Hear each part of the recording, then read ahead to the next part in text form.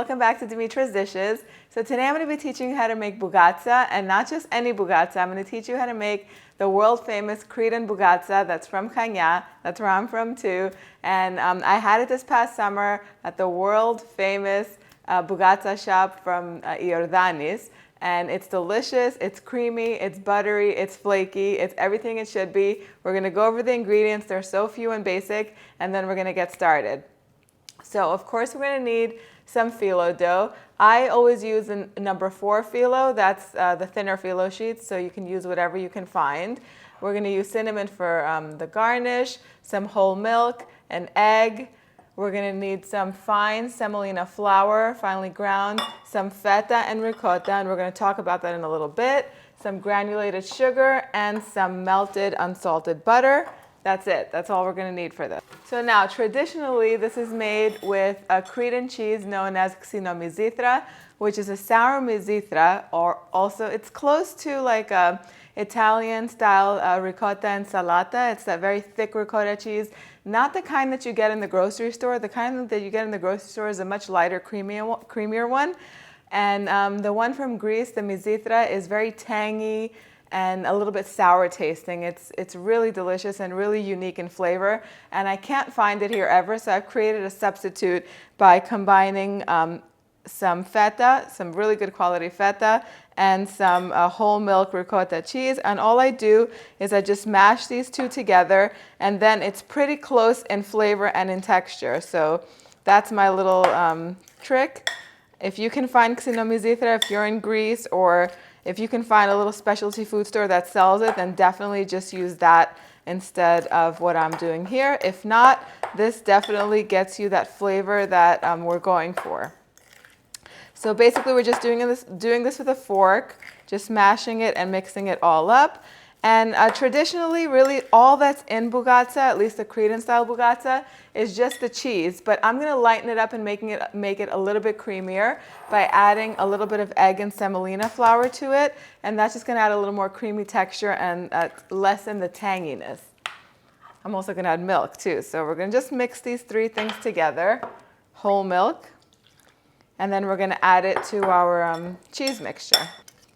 So everything is well combined. Now I'm just going to mix this mixture with my cheese, and just once it's all combined, we're going to set it aside. And this looks watery and kind of just looks like it's not going to be good. But once it cooks, the semolina is going to fluffen. Is that a word?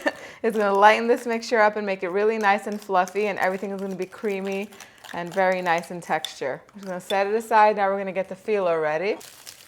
We're going to use only around 4 to 6 sheets of phyllo. So as soon as I take the phyllo sheets out, I'm just going to carefully wrap it again, because phyllo is really moist as soon as it comes out of the package.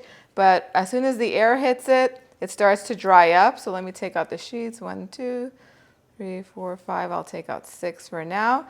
And then the rest, I'm going to wrap it tightly in plastic wrap and use it next time in another recipe. So now we're going to work with 1 sheet at a time. I have some melted butter here. Let me move these things out of the way. And I have a baking tray lined with parchment paper. So I'm going to put 1 sheet on the baking tray, like that. I'm going to drizzle it with some melted butter, just like so. Then I'm going to take about a tablespoon of sugar and just sprinkle it all over the top.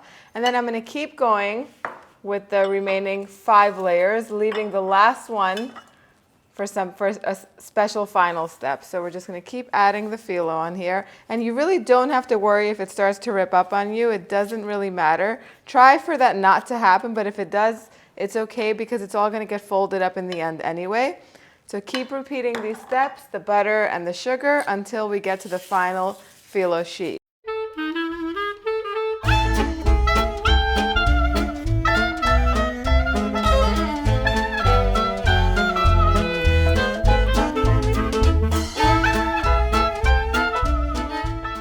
So this last sheet, what we're going to do is we're going to we're just going to drizzle some butter just on half of it on one side.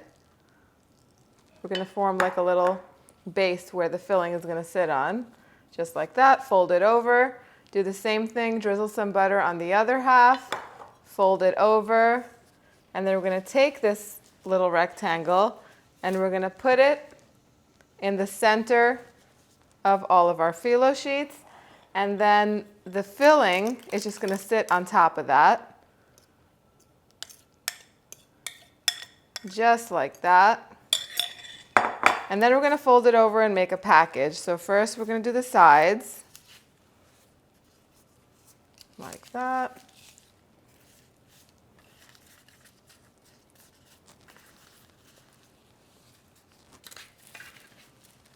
Like that. Perfect. Tuck it in. And then the remaining butter we're going to brush all over the top. So my oven is preheated to 350 degrees Fahrenheit. I'm going to pop this in there for about 25 minutes or until it's really beautifully golden on top, and I'll show you what it looks like as soon as it comes out. So it took almost 30 minutes for my Bougatsa to be ready, but really every oven is different. So you want to look for the color. For some it might take longer and some might work faster. You're looking for this really beautiful golden color on the outside. That's how you know it's ready.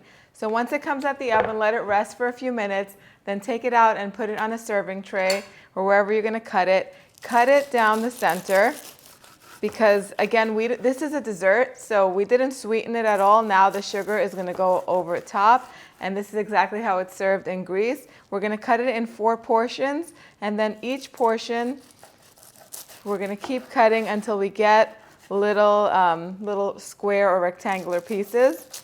That's how they do it in Greece. Of course, in Greece, they have a really sharp knife and they just chop it up. So we're going to stop here. But you could clean the knife. You could clean the knife with a wet towel and go one more time down so you get little squares.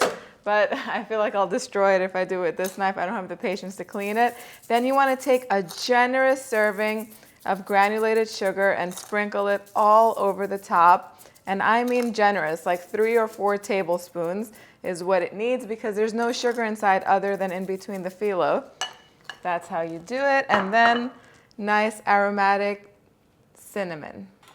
Now, this takes me back to Greece. I was there last summer sitting on my dad's balcony and he showed up with a parchment paper full of these. I think he had 2 or 3 parchment papers because my dad cannot just bring one, and me and the children sat and enjoyed this thoroughly. It was so delicious.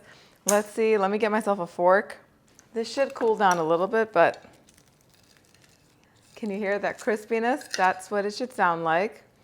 And I don't know if you could see inside the center, it's really nice and creamy. That's what it looks like. The sugar on top is just gonna be perfect. It's gonna add some extra crunch and sweetness. The filling really tastes just like Dimitra. You get that tanginess from the feta. The ricotta makes it really nice and creamy. It's not traditional, but if you wanted to, you could put some zest in there, some orange zest or citrus zest. If you want to make it your very own, go right ahead and do that. The recipe, as always, in the description box down below, as well as on the website, www.dimitradishes.com. Let me know what you think in the comment section. Thank you guys for spending time with me today, and I'll see you all next time. Bye, everyone.